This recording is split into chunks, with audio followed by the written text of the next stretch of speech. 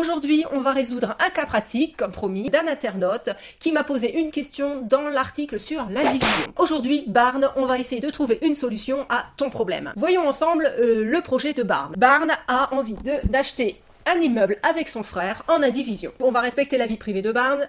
Ce schéma, ce n'est qu'un dessin approximatif et le plan de Barn, bien évidemment, est tout à fait différent, mais c'est pour vous expliquer et que vous compreniez les problèmes que rencontre Barn. Barn, donc, investit avec son frère en indivision sur un grand bâtiment qu'il souhaite diviser en 3 logements. Le logement 1, le logement 2, le logement 3 et un atelier ici. Le logement 1 est destiné à Barn pour y habiter et le logement 3 à son frère. Ils vont se partager tous les deux l'atelier. Le logement 2 qui est ici, sera destiné à une location. Moi, tout de suite, là, je vois 2 gros points négatifs sur ce projet. Le premier, c'est l'indivision. Pourquoi? L'indivision, c'est très compliqué quand, effectivement, on a un souci au niveau des 2 indivisaires. La division, c'est facile à mettre en place. Pour acheter, quand on va acheter à 2 un même bien, c'est super facile à mettre en place. Par contre, les ennuis commencent à arriver lorsque, effectivement, un des indivisaires, c'est-à-dire Barn ou son frère, souhaite faire autre chose de ce logement. Par exemple, Barn ou son frère souhaite se marier, souhaite avoir un logement plus grand ou changer de région, etc. et souhaite se débarrasser de ce logement en le revendant.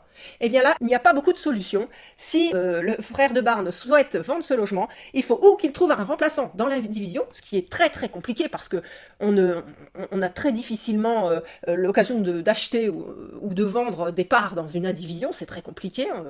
À titre personnel, je ne me vois pas acheter dans une indivision. Donc la seule solution qui reste, et qui est obligatoire dans ce cas-là, parce que nul n'est censé rester dans l'indivision, c'est de vendre l'intégralité. Même si Barn, ici, lui, n'a pas du tout envie de vendre son logement et souhaite rester ici. Il sera obligé de vendre. L'autre possibilité, c'est que Barn puisse racheter sa part à son frère, mais encore faut-il qu'à ce moment-là, il ait la possibilité financière de le faire. Donc ça, c'est vraiment le premier gros point négatif, c'est que effectivement, un logement, ça s'achète sur plusieurs années, et sur le long terme, c'est très difficile de rester dans les mêmes objectifs tous les deux, et de rester à conserver ce logement ensemble. Donc ça, c'est vraiment un point qui est négatif dans l'indivision, et c'est ce qui, systématiquement, à 90%, pose des problèmes dans les indivisions. Le deuxième point négatif que je vois ici, c'est cet atelier. Cet atelier que se partagent Barn et son frère, parce qu'ils ont une passion commune, qui reste dans cet atelier. C'est bien gentil, mais quand on est en indivision, on n'achète pas des mètres carrés précis. C'est-à-dire que Barn n'est pas propriétaire de ce logement-là et son frère de celui-ci. Barn est propriétaire de 50% de tout. Et son frère est propriétaire de 50% de tout. Sans pour cela que ce soit défini en disant la partie gauche c'est à toi, la partie droite c'est à toi. Non, tout est à eux deux. À raison de 50% chacun.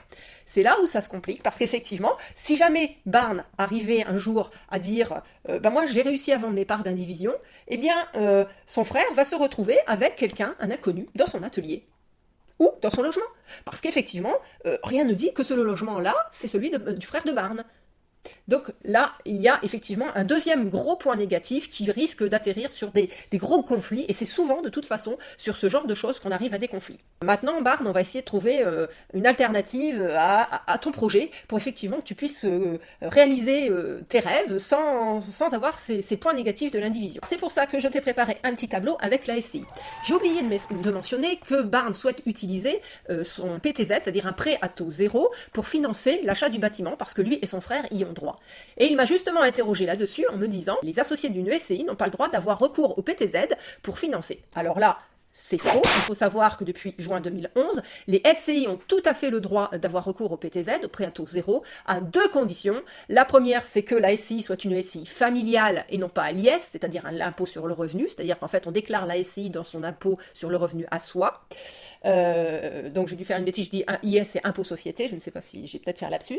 Voilà, et donc la deuxième condition, c'est qu'effectivement, au moins un des associés soit une personne physique, c'est-à-dire une vraie personne comme vous et moi, et non pas une société. Voilà, ce qui est le cas dans le projet de Barn, c'est-à-dire qu'effectivement, il est bien une personne physique, son frère aussi en plus, et donc la SCI que je lui propose est une SCI familiale, c'est-à-dire qu'il va déclarer dans son impôt sur le revenu. Là, on va régler le premier gros point noir qu'on voyait, c'est-à-dire le problème de la revente, au cas où le frère de Barn, par exemple, le pauvre, je suis désolée, on prend toujours lui en exemple, mais ça peut être Barn aussi qui souhaite à un moment s'en aller, hein. Donc le frère de Barn qui souhaite s'en aller de ce logement parce qu'il veut acheter ailleurs, il a besoin de l'argent de ce logement, par exemple, pour se financer autre chose.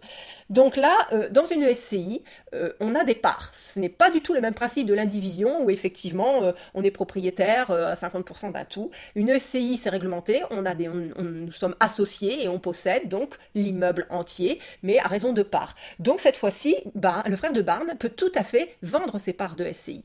Et donc, la personne qui va arriver, elle, possédera des parts, mais pas forcément un droit de logement sur le bâtiment.